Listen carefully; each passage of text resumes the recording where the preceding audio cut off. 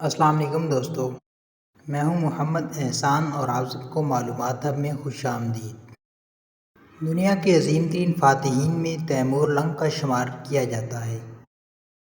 جیسے اسکندر اعظم اور چنگیز خان کو اپنے سے کمتر طاقتوں سے مقابلہ کرنا پڑا تھا، جبکہ امیر تیمور نے اپنے سے کئی گنا بڑی فوجوں اور مملکتوں کو شکست سے دوچار کیا تھا۔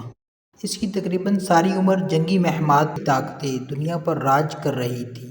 منگولوں کی سلطنت، عظیم ترک سلطنت، مصر کے مملوک، چین کی سلطنت، سلطنت دہلی اور بغداد کے مسلم حکمران، ان میں سے 5 بڑی قوتوں کو تیمور لنگ نے شکست دی اور عالم پر حکمرانی کے دیرینہ خواب کی تکمیل کے لیے چین کی جانب روانہ ہوا، لیکن موت نے بھی تعاقب جاری رکھا اور حدود چین میں اس کی روح قبض کر لی گئی۔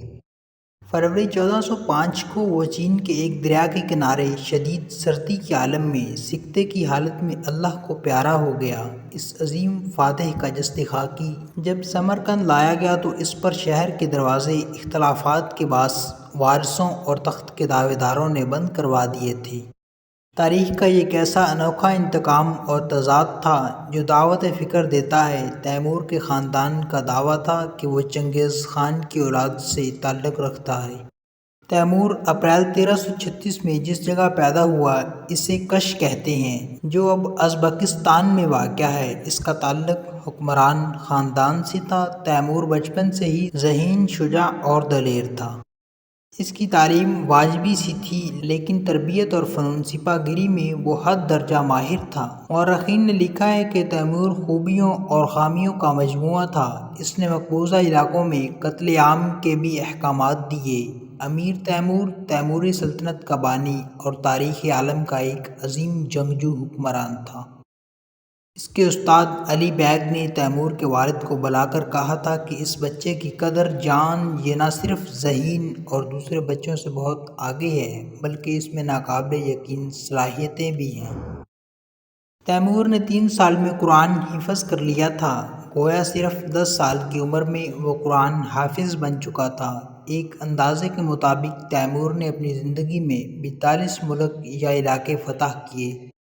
بلخ میں تخت نشین ہونے کے بعد تیمور نے ان تمام علاقوں اور ملکوں پر قبضہ کرنا اپنا حق اور مقصد قرار دیا جن پر چنگیز خان کی اولاد حکومت کر رہی تھی، کیونکہ وہ بھی اسی کی اولاد ہونے کا دعوے دار تھا۔ اس غرض سے اس نے فتوحات اور لشکر کشی کے ایسے سلسلے کا آغاز کیا جو اس کی موت تک تقریباً 37 سال جاری رہا۔ تیمور کے ابتدائی چند سال چغتائی سلطنت کے باقی ماندہ حصوں پر قبضہ کرنے میں صرف ہو گئے۔ وہ کاشغر اور خوارزم پر قابض ہوا۔ اس کے بعد اس نے خراسان کا رخ کیا، ہرات کے حاکموں کو اطاعت پر مجبور کیا۔ اگلے سال نیشاپور اور اس کے نواح پر اور پھر قندھار اور سیستان پر قبضہ کیا۔ پھر اس نے ایران کی مہم کا آغاز کیا۔ اس کے بعد میں دہلی پہنچا۔ دہلی کو فتح کرنے کے بعد وہ میرٹھ گیا۔ 1399 میں تیمور سمرقند سے اپنی آخری اور طویل ترین مہم پر روانہ ہوا۔ تبریز پہنچ کر اس نے سلطان مصر کے پاس سفیر بھیجے جن کو قتل کر دیا گیا۔ چنانچہ تیمور سلطان مصر کی سرگوبی کے لیے روانہ ہوا۔ حلب، حماہ، حمص اور بعلبک فتح کرتا ہوا دمشق پہنچا۔ اس کے بعد وہ بغداد آیا۔ اس نے سلطنت عثمانیہ پر لشکر کشی کر دی۔ بایزید اس وقت قسطنطنیہ کے محاصرے میں مصروف تھا۔ تیمور کے حملے کی اطلاع ملی تو محاصرہ اٹھا کر فوراً اناطولیہ کی طرف روانہ ہوا۔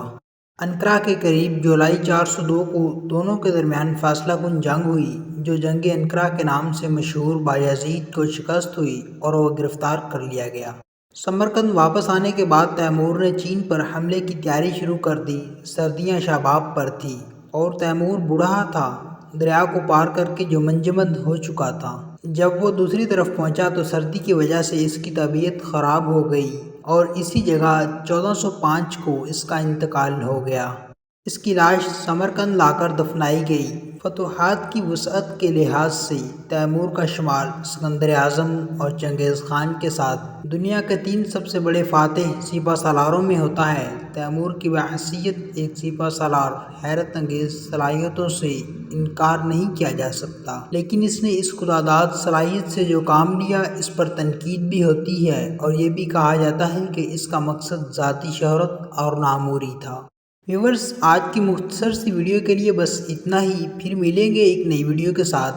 اس وقت تک اللہ حافظ۔